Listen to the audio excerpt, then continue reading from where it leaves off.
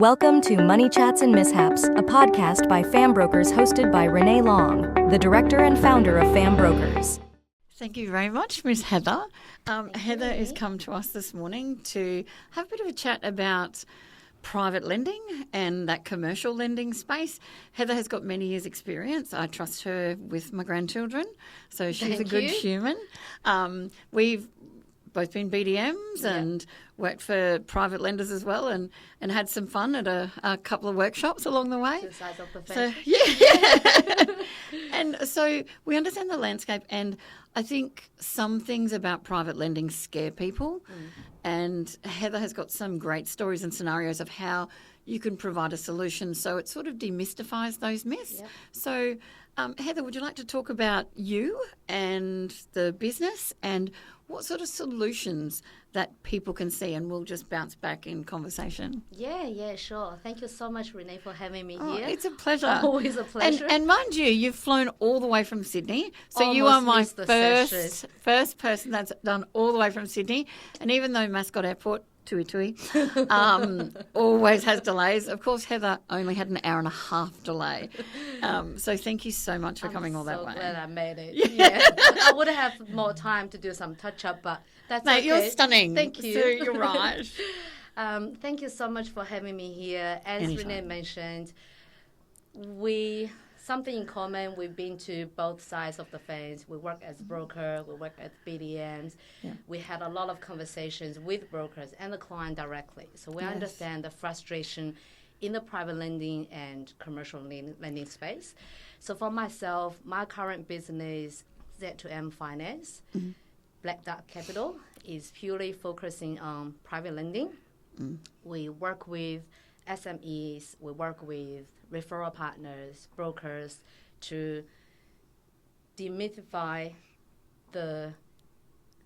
I'll start again. We work with referral partners, business owners, and we work with the clients to find out an alternative solution when the bank says no. And it's that funding solution that the person needs. And sometimes they don't know what or how private lending can help. So different clients, they have to have an ABN. It has to be a business or a trust. So that's one of the big ticket items that most people sort of know about. But what sort of businesses and trusts, what sort of people, clients and brokers have you helped? And can you give us a story about how your private lending experience has assisted somebody in that space? I can sit here the whole day to share stories. We were just having a couple of laughs about seeing things you can't unsee. Too many stories, don't even know. Do not where to send me start. things that I don't need to see. That's right. Some of it Do is the not right a PG. thing for yourself and your family is right. 100%. Yeah, so I see private lending as a very, very powerful tool. Yeah. However, I also see it as a two-edged sword. It's very powerful, can provide a solution. However, it can burn you if you don't know what you're doing. Yes. So I've heard stories every day and how people get burned. There are sharky lenders out there. They're advisor, they're non-experienced and experienced. And you hear those bad news stories, which we were talking about before. Sometimes those bad news stories, that's the 1%ers. It's not the whole market. No. Don't disparage the whole market for one bad egg. Not everybody. And I've had clients refer to some private lenders as, don't send me to such and such. They're kneecappers. Now, I hadn't heard that. I think it was a James Cagney movie, like a black and white that my auntie would watch back in the day. And I thought, I didn't know they existed anymore. But private lending isn't that. No, it's definitely not that. What I find is it's a fast-growing space. Very much so, yeah. According to the RBA report last month, Yeah. private lending in Australia currently estimate is about 40 billion in lending. That's huge. That is huge, but that only forms 2.5% of the total business lending. Yeah. It has increased. But 3 years ago in 2021, it was only 1.25. So it's doubled in 3 years. It has. And even globally, Yes. we're talking about huge potential, huge growth. Why? Because the bank has tightened up their policy, far from GFC. And then there's another hit in Australia about the NCCP lending. Yeah. So all this reason has pushed the growth of the private lending space. Yeah. We've seen so many inquiries. We've heard a lot of stories. I always say, if I have to share a story, a successful one to start with, to be positive. Yeah. We've seen a lot of builders and developers struggling in the last few years with the increased material and labor cost. Yeah. One of the developer, we have provided a solution, and to all the developers out there, if you are listening to this podcast, don't have to go into liquidation. If you find you're struggling in your business, there are other ways that we can help you to go through the hard period. All businesses have difficult times. Sometimes people get good advice and bad advice and throw in the towel, but they have got so they've got pre-sales and they've got all of these things that are coming. Their DA approvals are about to come through, which have already been paid for. As soon as that happens, their progression is significant. It just skyrockets. Yeah. However, if you don't have a good advisor working with you, you could have been easily misled by your lawyer, your accountant, and saying things are not working out. This is the best path to move forward. It might be the easiest path for everybody, but wouldn't be the best path for the client. I'll give you an example. One of our builder client came to us.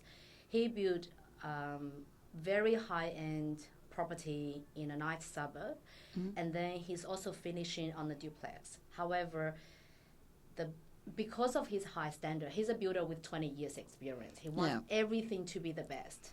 But with the increasing cost and labor and the delay during the COVID time, he's running out of cash to complete the project. We're talking about 70% completion. Wow. So you're almost there. You're almost there. You can taste it at that point. And the bank will not touch incomplete construction. Yeah. The bank would just not won't touch it. So he is at a point that he has to sell his first completed project because he doesn't have the cash flow to pay that loan. It's with a non-bank lender. And then he's running out of funds to complete the duplex. We're talking about 4 weeks because the other property is going to be put on the market for sale by the lender. We came in, we had a look. He will have plenty of equity in the incomplete project. We did a QS report and we did a valuation. And then did you do GRV? Yes. Yes. So that's one thing. So most banks won't do a GRV on an incomplete property. So that partially built incomplete property, especially for builders, developers, somebody that's in that space or starting out in that space, even if they've been in it for 20 years, that's a really hard deal to do. It and is. That person can't lose all of their money. And it's their baby as well. Can Exactly. you imagine you've been building industry And with for 20 years? 70%, that's almost insane. there. Yeah. Wow. So I actually went outside. I had a look. Well, sometime when they tell you 70%, it's Yeah. 17%. We're not that Yeah, it's high. like, there's actually the slab. I've been out to one where it was the slab. And I said, look, we can only give you on land value. They said, but it's half complete. I said, there's no frame. Here's the picture. I just went outside. But this one was. Yeah. So I went outside before I spent the time. I went outside. I had a look. And I just felt there's a chance we can save him. Yeah. So what we did is we ended up offered him a second mortgage behind one of the major lender for the incomplete construction to allow him 6 months to complete and sell. Mm-hmm. Then we also did a cash out to pay down the existing loan, which is currently in default. Mm. Yes, it's a little bit pricey than if you go to a bank. But the bank will not give you a loan. Exactly, and you're going to lose everything. So if he loses $2 million, which on that, I'm assuming he would have lost around a couple of million for that, which with the money that he's put in. Sometimes, and cost to provide a solution, when you look at the overall picture, it's not really a cost. Yes, it costs you. And I spoke to one of the non-bank lenders. So often the private lenders will then refinance to a non-bank lender. Correct. And then they will finance to a bank lender when things are different. So everybody has that trajectory up, down, up, down. It's cyclic with business. But that cash that you're putting in there is an investment into that client's future. And that saves them at the time. So it's not really a cost. It's opportunity cost. It's an opportunity. Right? Exactly. If you don't have that money, you have to sell your half done or 70% completed project at a heavily discounted price. Mm-hmm. And then you lose will money. Feel that's the worst day of your life, that you'll be left with nothing. Mm. And he was at a point, he has already spoken to a lawyer and accountant. They advised him to just go into liquidation, which potentially will cause him the loss of his builder license. Yeah, because of all the changes with QBCC and in every other state. Yeah, so that's a typical example. I love sharing, and there are so many builders out there struggling. So you settled on that, you sorted him out, and he got whatever he needed. He got the other property sold, the other lender would have been paid out, and he had enough. Happy days. Yeah. So, of It's course, a fantastic solution. that's one of the solutions that we see almost every day in complete construction, because they are risk as well. Oh, yeah. But there's not a lot of private lenders that'll do incomplete construction either. So most private lenders don't do construction. Construction can be a little fiddly and a little more difficult. Tricky. Yeah. So I had one, it was a storage facility, and they needed extra money to complete it because materials, labour, the builder had come back to say, look, I can't do it for this. We've had to do amendments, blah, blah, blah. There were 3 doctors buying this facility. Within 3 years, they actually paid that facility off. So it was a short-term loan for 3 years. By the end of the 3 years, they had earned enough money to pay that out. And then it was unencumbered. They didn't need to go anywhere else. And they didn't care that they were paying the higher interest rate because obviously they used a tax incentive and what their accountant had said. But it provided him with a solution. Yeah. But it's really hard to find those private lenders. So if anybody out there does need a good private lender, talk to myself at fambrokers.com.au or Heather. So give your business a full plug, Miss Heather. Yeah. Look, with our business, I do private lending every day. So we spend so much time qualifying, interviewing the lenders. As you mentioned, there are so many, over 300 so-called private lenders on the market. And really, there's probably 20 that you would want to deal with. Correct. I would say out of the 20... I know of. I shouldn't. People will come after me now. The 20 good ones, we handpick, right? And everybody has their niche. You have to, same as I always say, you do what you're good at. A doctor, I'm not going to try to get an answer from Google to challenge my doctor. Because a doctor has gone through... You don't go to Google Doctor? Oh, my God. Dr. Google is the most hated doctor by all right? When you visit them. Very, very true. Yeah, so I say, I always tell my clients, yes, I heard you. There are people telling you they can do 1, 2, 3, 4. Can they deliver it? Can they deliver on time? When they deliver, what happens when you discharge your loan? Have you read the contract? And default interest and things like that. Absolutely. There's a huge difference. You've got your default interest. If you can't pay it, talk to the private lender, because there's always communication lines. If you say something's coming in, I'm going to pay it 2 days late, they're going to be more understandable and may not take you to, they may not go to the much higher rate. But your exit fees, all of your settlement fees, finance and that, and they're all, so there's more arm's length things that are in place to support the client, the broker, the private lender, and the source, which is the business or the development or whatever, then people really know. Yeah, I just find you don't know what you don't know until you find out. Exactly. Yeah. And you always find out the hard way. You find out the hard way. Yeah. So I'm pretty sure, Renae, you and me, our job is here to protect the borrower, provide a solution, also protect the lender. Because our job is to provide a solution, also make sure this is the best solution for time being. Yeah, exactly. And it's a short-term solution. It's not a 30-year loan. It's a short-term solution. So most private deals are from 6 months, 12 months, 18 months, 2 years or 3 years. 3 years would be the longest. Very few people will go to a 3-year. You probably don't want to go beyond 3 years because of the funding cost. Exactly. Right? And I always say if within year 2 or year 3, unless it's a land banking deal, unless you have actively trading business, certain reason you have to stay for 3 years. 2 years, you still haven't found a way to get out. It might be time you think about how you're going to get out. Right? Because you've got to talk about that exit strategy in the beginning.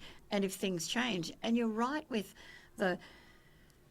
so off the plan, so there's been a lot of private deals for off the plan lately, and registrations of land and developments that builders can't get into to build because they've taken time because of different costs, delays. And COVID is still impacting us, which is crazy. 2018, 19, 2020, it's crazy. It's years and years later, but it's still impacting everybody.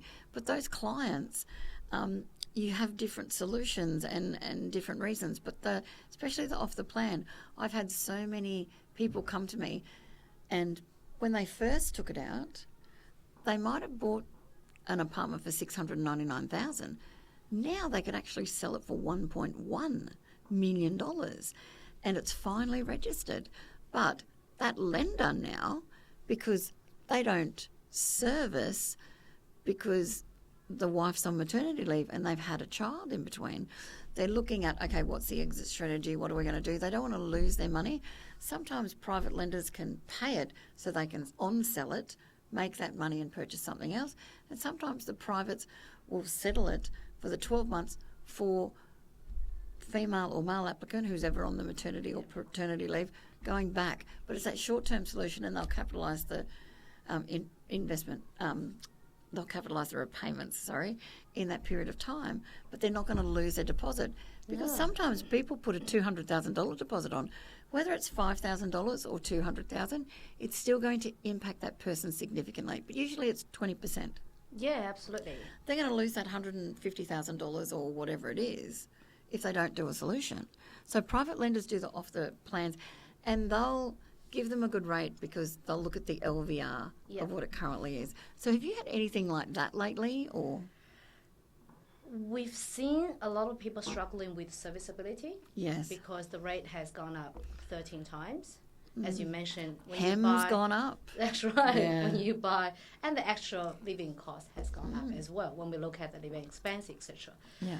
So people who bought or invested in one of the opportunity or investment properties 2-3 years ago, when it comes to settlement, all of a sudden they realize, oh, my income hasn't changed, or maybe has gone up a little bit, but everything else has gone up. Everything else has So gone up. yeah, And whoever 100%. has sold you the property will go, I'm sorry, we didn't know the rate is going to go up 13 times. Nobody knows, right? Exactly. So we've seen people struggling in this space. As you mentioned, you either lose your 10%. It can be from thousands of dollars to millions of dollars. Yeah. Or you can fund or find a solution at a slightly higher rate. It's going to cost you a bit, but it's definitely not the money that you're going to lose. No. And especially we're talking about 3 years ago, banks raised at 2%. When you sell private lending deal, between 8, 9, they go, oh my God, it's so expensive. Now you open up your net banking, I hope everybody's checking, your rate is between 6 to 8. Exactly. And all of a sudden, private lending is becoming a very competitive solution. And especially it's not that much difference in the rate, and it does. It's that competitive solution because it provides that. And when we talk about serviceability, the biggest thing that clients and people will come back to, and comments that I get. So I have more than 20-something thousand followers on LinkedIn. With that, I get a lot of questions and queries and phone calls from SMEs or professionals, doctors, and 2 of my son-in-laws are doctors, but don't hold that against me. But, professionals, and they'll come to you and they'll ask, they say, oh, they don't say, service with this. but they say a service with that. I don't want to get a loan that I can't afford. Serviceability for one lender can be different to another. So then they don't look at the serviceability as the client can't afford the loan. Serviceability has a lot of things in place. So rental gets reduced down to 80% of the rental, just in case something happens, because it could be, it's a shading technique. Then you've got your increase. So the private lender looks at the short-term solution to get you over that hump, to fix that so that you can save that money, and the payments are made usually within the loan, and they're included in that loan. So you don't have to pay for that period of time, which gets you in a different position. That person might come back from maternity leave. That person might start to do the FIFO work again. That person might start their contract again over such and such, but there was a delay, and that's what there was an issue. And sometimes it's person A can afford it. It's not about servicing, but the male applicant often are not. It's the male applicant. I don't mean to be awful, but usually they earn more. So the male applicant has changed jobs, and then they don't meet the policy. So they can still have that serviceability with the lender, but the lender has declined them on the loan. So now that it affects their credit file, they're going to lose their property. Deposit. They're going to lose their deposit, exactly. They're going to lose that equity that's been built up. So a private lender will say, oh, okay, well, yeah, your contract role started here, but you're under the same ABN. Or, yes, it is, but it might be a different contract role, but it's in a different company, but this is what you do, rah. But it finds that solution. There's so many weird and wonderful things that private lending does that mainstream lending do as well, but private lending do it to provide that solution when they don't meet the policy, when they don't meet that servicing. And the servicing at the moment, you're right, I had a client, 1.89% interest. He's now gone up over $950 a month in 1 month. So he's like, I need you to refinance and I want 3%. I can't get you 3%, but let's look at something else. And we went through budgeting and, things that he was doing. I saved a lady on subscriptions the other day on her Google account, over $200 a month. Wow. $223 a month or something. You don't realise how much, those little things. There. So to try and help him out, because that's just a killer. But in the positions for private lending, that solution is, some people say to you, it's life or death. I'm going to die if I don't get this. Financial stress impacts people so much. And with the lending solution, it's like, actually, no, stop. There is a solution. You're self-employed. The trust owns these. Yep. You don't have to sell it. These are options, but it's the client's choice. But if the client doesn't know, you can't provide that solution. That's absolutely right. And I also mentioned that as well. In my first 10 years mortgage broking life, I've never settled a private lending deal. I don't even know what it is. Yeah. And in the last 4 years, I do private lending every day. Yeah. So when I talk to people, they're like, oh, no, I don't have clients doing this. Accountant or mortgage brokers, I don't have clients, they need private lending.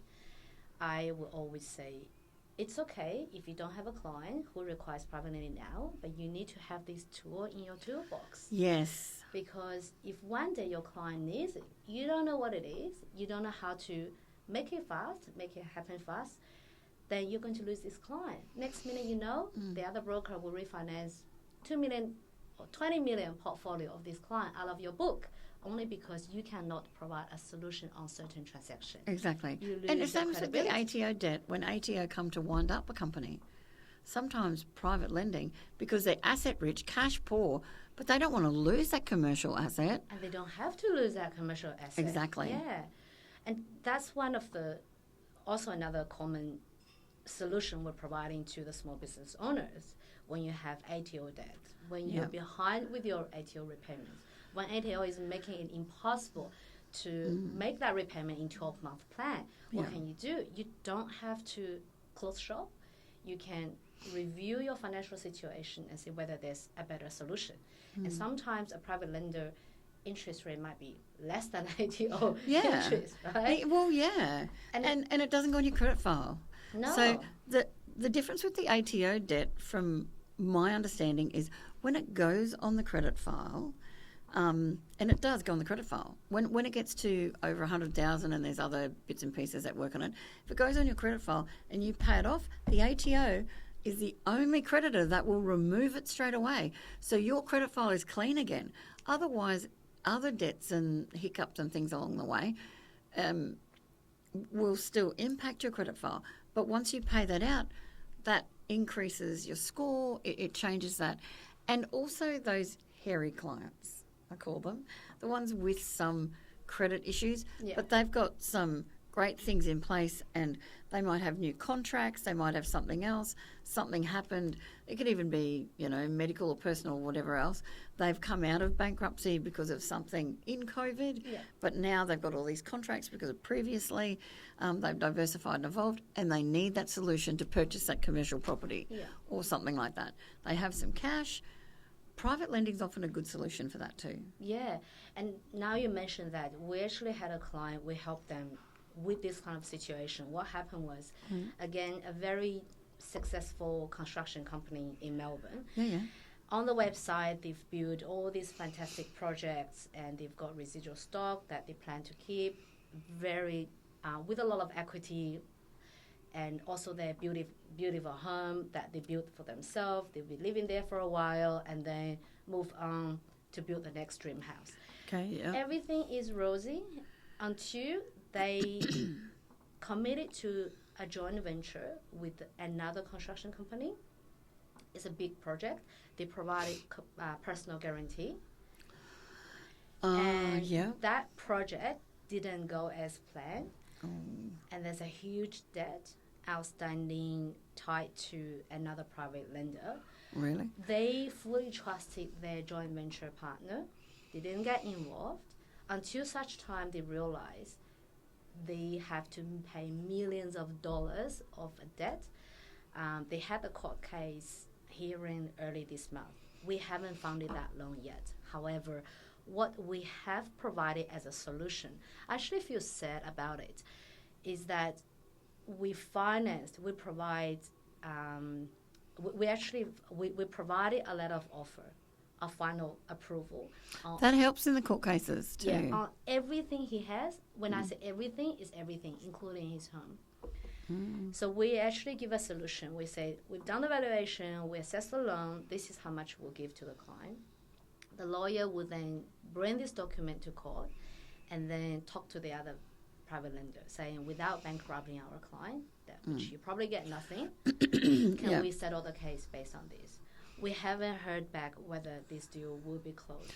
But at least it could be a solution. Yeah. So that you don't have to fire sale all your residual stock. Yeah. You don't have to fire sale. Or get it repossessed from somebody because you weren't aware about the other party. And joint ventures and that, there's often, you hear that a lot and you see it a lot. And as a previous BDM, in a private lender, and as a broker back in the day and now, you see it and your heart goes out to these people because they've built up so much. And often when you go and see them, they'll break down into tears and you think, I've got to help this person. And they sort of become your family and you get emotionally involved. And they say that's the worst thing to be, but I don't think so, okay, because you fight for your client. But providing them with a solution, there's some hope, because once all hope's taken away, that impacts people on more levels. And then you don't want them to be living in their car. There's enough homeless people out there that don't get supported. And especially, they're good people, they're hardworking. Just one bad decision has led to where they are at the moment. I took it very personal. Sometimes I find it's bad in a way that I care so much, and I always try to pick up the phone, talk to the borrower, understand the situation. Even there's a referral involved, I just say, look, I need to know what is going on, because we all know. Stories that can be very, very many very different. And the broker doesn't know everything. Yep, the client knows something else. You know something else. Everybody knows something. And the versions, it's like when you talk to it's borrower's version 10.0. By the time you get there. Yeah. So when I pick up the phone, a lot of them is already at that tipping point. They just have meltdown. When I say meltdown, it's they throw a tantrum over the phone. All the negativity they've experienced with the previous funder, previous lenders, etc. They would just have to find a place to vent. I let them talk. I let them talk. I have to say, so it's Heather Therapy 101. I heard you. Sometimes sometimes I have to put my phone away because I know what they're going to say, right? Yeah. And then once they calm down, you can then tell them, I understand what happened, and this is how we are going to move forward. Yeah. It's a solution. This is how we are going to find a way to help you. Not every deal has a cure, or we can save every deal, but at least we're giving it a red hot shot. Yeah, it's your last shot. It's your last resort. It's fast. It's a quick decision, yes or no. Yeah. At least we tried. Yeah. Yeah. Exactly. At least you tried. So sometimes when somebody gets to that point, and, you know, we've all had that client that has just had such a tough life and things had happened and they come to you and say, okay, I've just lost everything and I need this, this and this. Trying to find that solution. You know that because of the credit score, you know, because of the history, you can't go to your major fours. You can't even go to a second tier lender.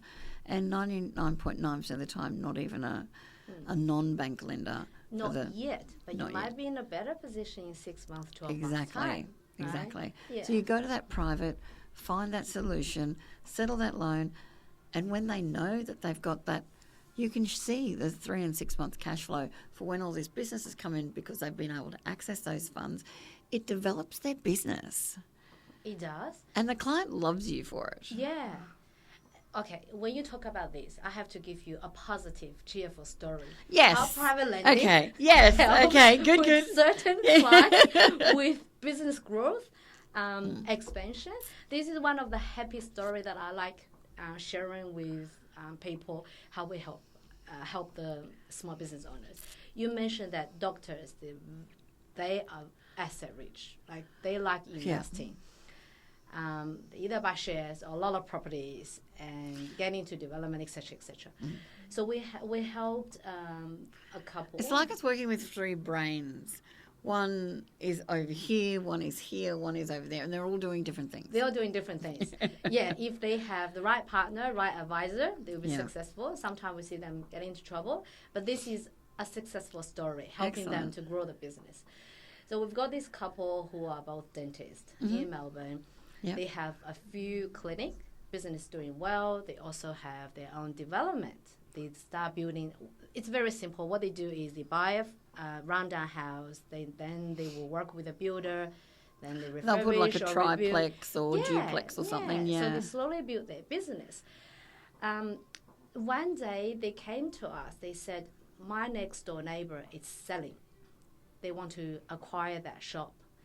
The vendor are overseas. The agent is saying that all they need is a quick transaction. They're happy to sell at a discounted price because they've got other investment opportunities offshore." Yeah.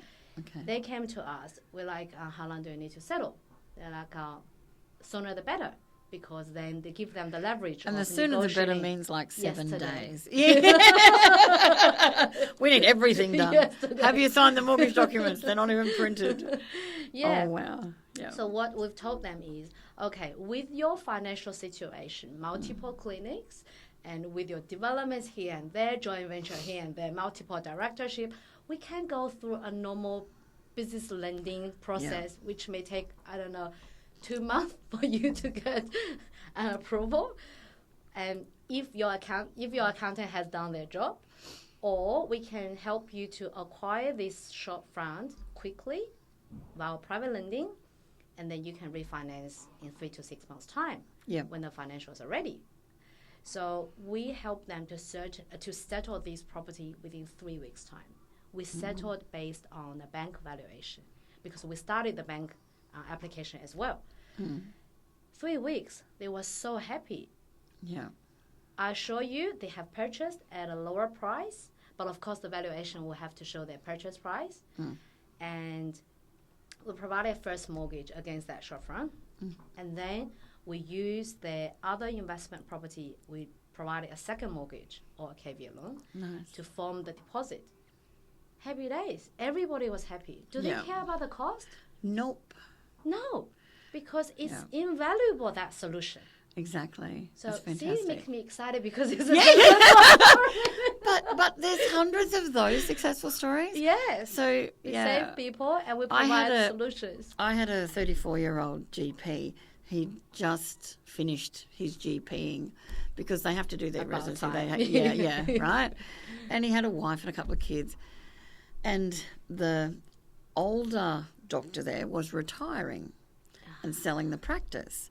And there was another doctor there. They couldn't afford it and he couldn't afford it. So both of them went to a private lender to buy the practice to then refinance in 12 months.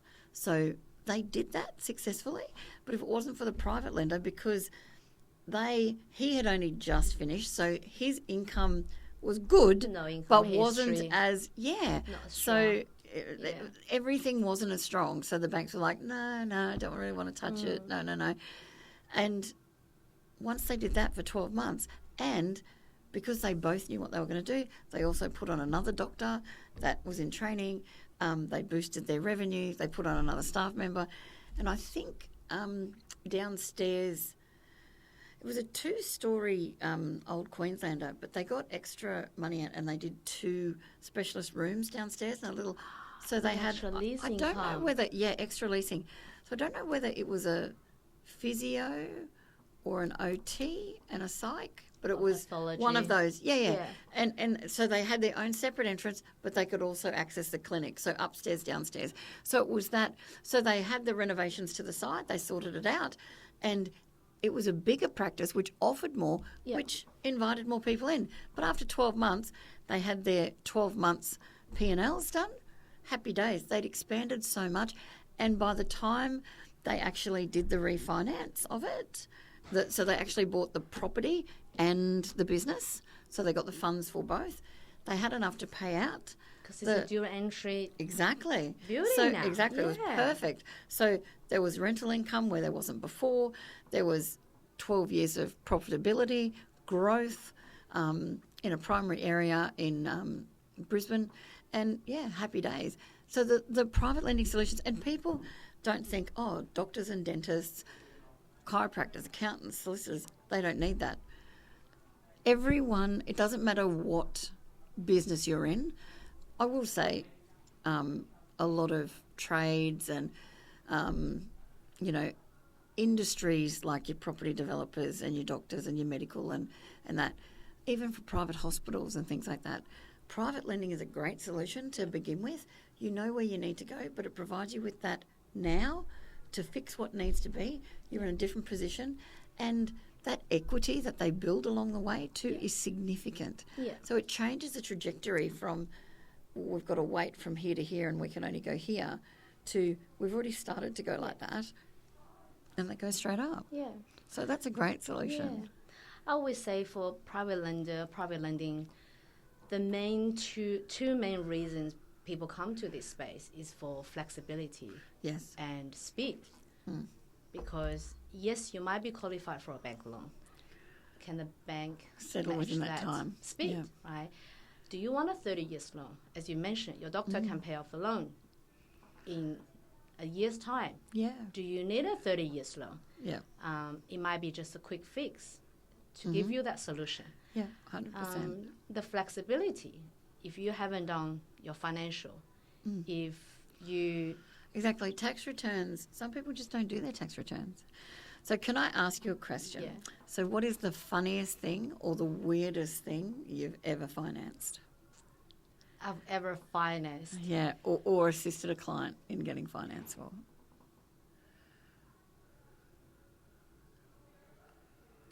So the weirdest property I had is somebody who owned a brothel in the reception area of the brothel, and I didn't know it was a brothel because when I went to meet them, I had to buzz this door, and I'm like, never seen this place before, didn't even know it was available.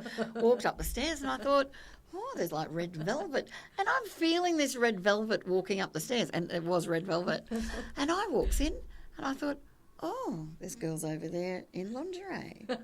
I'm like, I'm here to talk to such and such. They said, yeah, that's fine. Take a seat. Actually, don't sit in there. So there was like this viewing room. And then I got to sit at the back, and there was a lovely manager there. And they're like, okay, so we're buying another brothel, and we've heard you'll help them out. We'll help us out because you've helped other people in this industry out. And I'm like, I'd never been to a brothel before, and wow. But what was bad is I really wanted to go in the rooms to have a look. And they're like, you can actually go in. That one's not being used at the moment. And I thought, oh, do I look like I'm a creepy human? And I'm like, no, it's fine. I just, no. But, thank you for the opportunity. And then they're like, would you want to go at the front or the back? I'm like, oh, can I go at the back? You don't want to be seen. Yeah, no. Really I know. Yeah. But they said, oh, just come to this. And they'd given me the back door address, but I thought that was a bit weird. So I ran around to the front door. I could have gone up the back stairs, but I didn't. And I'm like, oh, this is... Yeah. It was. I just went, oh, okay. Yeah. Like, each to their own. But that was, for me, the weirdest, the most unusual, not weirdest, but the most unusual property. Now you mentioned that we actually found it an unused one. It was a Oh, really? How I know is they call that a commercial building. Yeah. Of Yes, course, it it's is. a commercial building. It's a commercial building, yeah. And when we look at the valuation report... It's like, it's not a boarding house, trust me. No, when I look at the valuation report, all the rooms were painted pink, Oh, really? red, Nice. and every room has a vanity. Oh, yeah. So that and a bed, of course, as essential. Fluorescent light. You've got Yeah. So when I look at the report, I'm like, this is not a commercial building. It is a commercial building, but it's a specialized. Yeah, exactly. building. Special So- licensing. And it doesn't matter where or what it is, but I've had ones that brokers have come to me in the past and said, oh, this is a boarding house. Can you send through the plans? And I'm like, there's one central room, an area that looks like a reception, kitchenette, and there's 8 rooms, all have en suites with these special things, which I'm assuming lights are. You go, I think it's a brothel. And they're like, no, the client. I said, ask the client. Yeah. Look, happy to help. Yeah. But you have need to know up You front. have to know the story. The ugliness, Exactly. right? We can't assist somebody doing human trafficking, No. but, that's a licensed facility, but it's a commercial property. Yeah. Full disclosure is Yeah, so exactly. important. Full disclosure. Yes, 100%. Yeah, every time when people come to me, I said, too good to be true. Tell me. What's the catch? What is Where's the catch? the body buried? We need to know. Yeah, what's the catch? I do have a very funny story that I want to share, which we didn't fund. Oh, So okay. we could fund based on console rate notice. Some of the investors are very flexible. And one of the brokers came to us and saying, oh, we've got this warehouse in Melbourne. Console rate shows over 1 million. They only want like 40% LVR. And there's a current lease on it. So you would be looking like, okay, the valuation will be much higher. Yeah. It's the net value already over 1 million. And then the client owned another 2 warehouses in the same block, strata title or individually. Yep. So I look at the console rate. I thought, that's fine. Asset rich, businessman, ABN registration for 6-7 years. Yeah. I did Google search on Street View. The building's there, looking all good. What other things would you do due diligence-wise from a security perspective? It sounds a good deal, right? Sounds fine. Yeah. Sounds fine. Where's the hitch? You wouldn't believe it. My investors in Sydney, just by chance, he was in Melbourne that week. He said, oh, you know what? Before settlement, I'm going to just drive past, have a look. Yeah. He went there. He said, I've seen all the warehouses except for warehouse number 3 because it's burnt down. What? What? That is no! That is my response. I said, what? Get out of town. Are you serious? He said, Heather. So this client, I think, from my memory, owns 367. And he said, all other warehouses were there because they've got one main one at the front and then those ones behind. So when you look at it from Google Street View, looks fine. everything looks fine. Google Earth, baby. Google Earth. Google Earth. Google Earth. So he actually went in. He said, Wow. I couldn't find warehouse number 3. That is the one that we are going to fund. How lucky. With full trust, we offered a loan, yes, people say, oh, sometimes lenders change their mind. They withdraw last minute from settlement. But there's reasons. It was burnt down. There was nothing there. There's nothing there. And we laughed about the construction and that because some people say it's partially built 80%. It's lock-up stage. It doesn't have windows. It doesn't have doors. It didn't have walls. It's got a roof and the frame outside. Or they've spent $120,000 on concreting, but it's concrete. There's nothing on the property. And they're saying, oh, no, it's worth $1 million. But, wow, that's got to take the cake. Yeah. It's burnt down. Can you just fund a property down the road? Oh, so I do know one that's funny like that one. So these people organised a crane to come in and demolish the house before they'd actually purchased the house. You're kidding me? No. They'd made an offer. They hadn't got finance yet, but they'd arranged it to be demolished the day before. So the lender actually drove past. And don't think lenders don't drive past because lenders and BDM, as a BDM, anything in Queensland or if I was in Sydney, but mostly in Queensland, anywhere, I would go have a look for deals that credit would say that my spidey sense is tingling. And I'd be like, yeah, no, that's okay. And sometimes I'd driven past and they say, Archerfield in Brisbane. So they'd say, oh, there's a great big warehouse there and you do the street view. 10 years ago, there was a warehouse there. Now there's a shed there that doesn't have any facilities. It's a garden shed and there's nothing. But they said that there's this big warehouse. So, yeah. For our case, we were provided a lease. Well, what are you going to lease? Because it was an old lease. They never told us. And the lease hasn't expired. So you would think it's an ongoing lease. You would, yeah. I just thought for a million reasons. Yeah, wow. What would I have? What could I have done to find this out? Because we trusted people. We fund based on council rate. It's a low LVR, low risk loan. Not really when there's not a property there. It's a high risk loan. No. yeah. It turned out to be a high risk loan because there's no property there. Well, it's quite flammable as well. So, sorry. That was too soon. Wow. Yeah. So when you were talking about fence up, I've got another story to tell. Yeah. I love these. There are sharky lenders out there, like defaulting clients for so-called reasons in breach of contract. Yeah. So we had this vacant land. We had to refinance this land. It was a vacant land. Under the previous contract, they can't commence construction, which is normal. It's a land banking deal. You can't start construction without consent from the client, from the funder, right? Yeah. But next door is also a construction site. And then they got dumped so much rubbish from the next door. And they didn't clean it up. No, it's because, look, they suspect it's from the next door. So what they've done is they fenced up their site so that to prevent people dumping construction materials. It might be asbestos, who knows, right? Yeah. So the previous funder drove past one day, looked all the fence up, came back to the office, sent a default notice, saying that under the contract you cannot commence construction. Now we've seen you fenced up the site, we're going to default you. What? What? There's no change. They just didn't want to pay the council fees and charges for other people illegally dumping on their property. Yeah. Wow.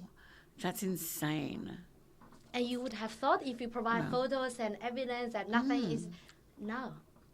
What's worse is the lender has decided to backdate the default rate from day one of the loan. What? Default rates are a killer. Correct. Oh, no, that's not okay. So I always say... I hope karma comes around and bites them. Read the contract. Whoopsie. Read the contract, and that's why you have to see a lawyer for independent legal advice. Independent legal advice. What you're signing to. Yeah. Some people want to sign that out and just say, no, I don't need it. Always get independent legal advice. You wouldn't buy a steak off your solicitor because they don't know the prime cut. You go to a butcher. You wouldn't buy a car off somebody who's selling you smoothies because they don't know about the car. You know, go to your solicitor about those things. It's like go to your accountant about your tax write-offs and tax incentives and, things with your business and otherwise. Professionals are there for a reason. That's why you go to a private lender or a broker, because they know finance and they look at that solution. Yeah. Well, you pay the lawyer that few $1,000 could save you hundreds. Save you hundreds of. Imagine if you read the contract, if you understood that if your loan goes in default, this is what happened. There's a very, very clear red flag. So there are funders out there, they're not providing a solution. They just try to get more money out of you. Yeah. Or some worse one just try to grab your properties. Wow, And back in the day, that used to happen a lot more. Lots of things have changed, but it's sad to hear sometimes it still happens. Yeah, and that's why I think there's a word called opaque. I'm not sure. Yeah. That's the most frequent used word describing what's happening in the private lending space right now. There's no transparency, there's no guideline, there's no And that's why that 303 goes down to about 20. That we pick. Yeah. And the broker and the intermediary, you get a choice. It's not like, okay, this is the only person. These are the solutions you can go for, and then you proceed. You can go for one person, you can go for 3 different ones to have a look at, but you've got to know who you can trust, and the broker does it maybe not often, sometimes, or maybe all the time. Yeah. So, and get a broker that can talk to somebody else. If it's their first one and they're your broker, that's fine. But get them to work alongside with another broker who knows that. Who knows that. Who knows how to ask the right question. Because you've got to do a credit proposal, and they've got to understand the credit proposal and the exit strategy. And I insulted a client the other day. She's 39, and the bank we went to, it was a non-bank, because she was 39, they needed an exit strategy. She goes, I am 39. I'm not even 40 yet. She was mortified. So private lenders usually don't let you do it at 39. No, but we require it for all of us. Yeah, exactly. We don't, even you're 19, we write exit strategies, because then you know what's going to happen. So, and it has to be the one that makes sense. And it's a common sense solution for a required issue or a required outcome that the client needs. Yeah. I had a broker. Heather, you're only 29. Don't get out to sound. Well, I always have an exit strategy. 100%. Yeah. Love it. So I got a broker came to me the other day saying, this guy co-owned a property with the parents, want to get $200,000 cash out, get some tools. He's a plumber, and he's going to do some contracting job. And the family is very supportive. Dad is actually a director of the new company as well, supporting the son. They're going to the business together. It sounds quite nice, right? Yep. It sounds like a typical scenario will provide working capital, etc., etc. Yep. Plenty of happy equity, days. low LVR.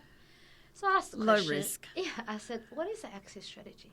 He said, he's got this contract, $1 million, so that he's going to pay off the loan next year. So the loan is only $200,000. I said, wait. I said, get your figure right.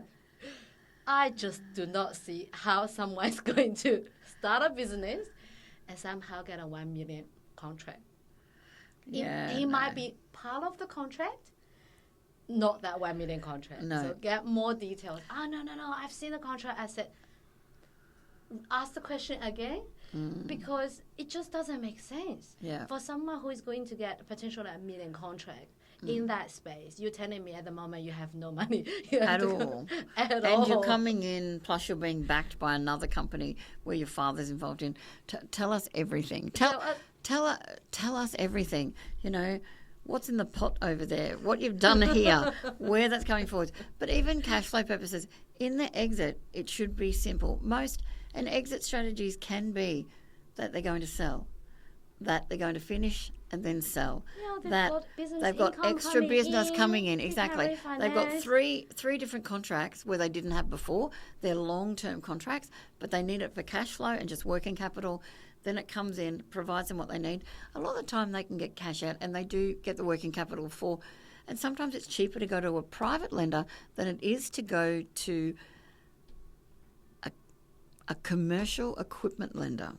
Oh, tell me So about they take I've the cash heard out and they those save stories. money, and then they Yeah. get it immediately. And exactly, sometimes some of the rates are just phenomenal. I've And heard they that. get their trucks. They get Yeah. 6 semi-trailers, the excavators, mining, the contracting companies. Some of those will get it. And it's like, I did a regional trip lately, recently in the last couple of months.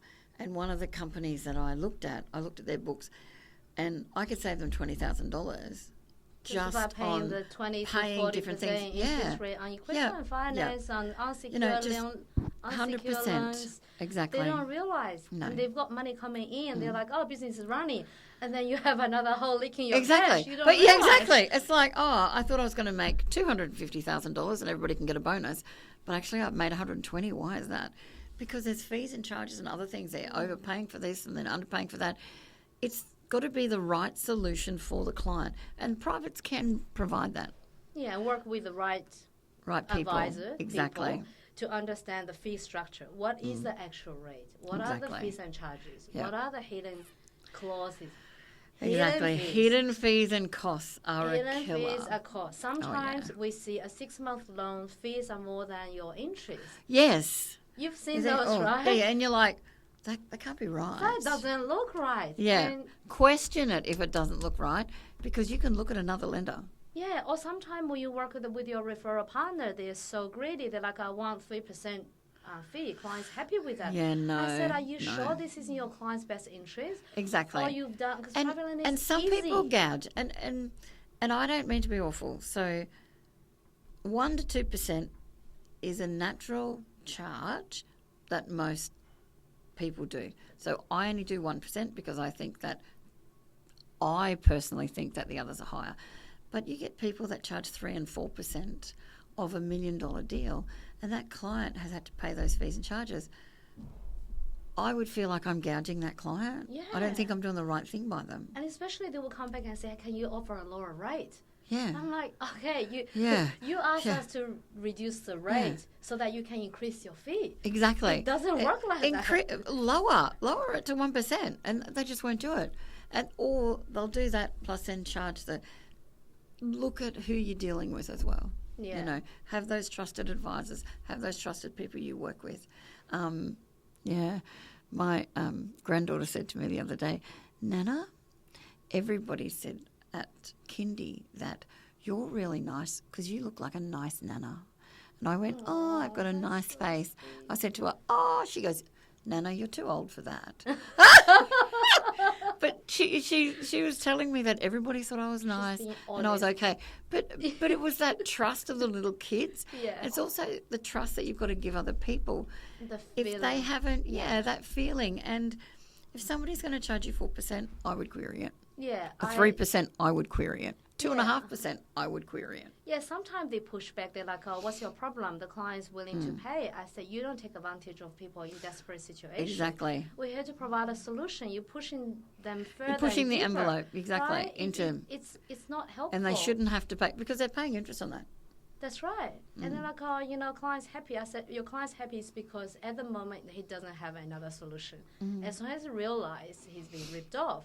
And it is. And I'm Yeah, sorry, it it is. yeah. 4% is disgusting. Well, I think it's disgusting. Or 3%.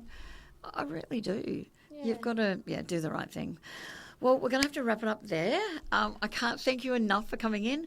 Tell us just your 2-minute TED Talk, your elevator pitch of your services and what you do. Yes, sure. So at Z2M Finance, at Black Duck Capital, we handpick the private lenders, investors, family offices, institutions that offer a lending solution in the private lending space. Yeah. So come to us, we will map out all the pitfalls that will help you to navigate and avoid. We'll help you to find the best solution for your current situation, and then we'll help you to plan a long-term strategy to help you get out of this facility, because it is a short-term lending solution. It gives you the flexibility, it gives you a speedy solution to to provide a solution for time being. However, for long term, there will be other options. So you will need people like Renae or myself to work with you hand by hand. And Heather's gorgeous, okay, by the way. So she also has the added, she's beautiful inside and out. Yeah, we're here to help people. You need to convince people you're here to help them. You don't treat this as a transaction, whether it's referral partner, whether it's... These are real people. Yeah, you have to be real, because you can pretend to be someone else and then people will find out you're not that person. Yeah. So work with the real people, have the realistic conversation. If something sounds too good, it might not be true. Exactly. You have to talk about the ugliness up front as well. And sometimes if there is no solution, we'll tell you up front. Yeah. You probably have to find an alternative way. Yeah. Thank you so very much. And I will say, it was so refreshing that you did mention, people are ripping them off. So dealing with an organisation that can provide a solution that makes sure that the client is being looked after, and so are the brokers. So I think that's really important, because that demonstrates that we can trust you. Yeah. And trust is a huge thing, And the especially in trust is, business. you have to earn the trust. Exactly. But thank you very much for saying that, and thank you for coming. Thank you, and I look forward to next time we talk. Thank you very much. Thank you.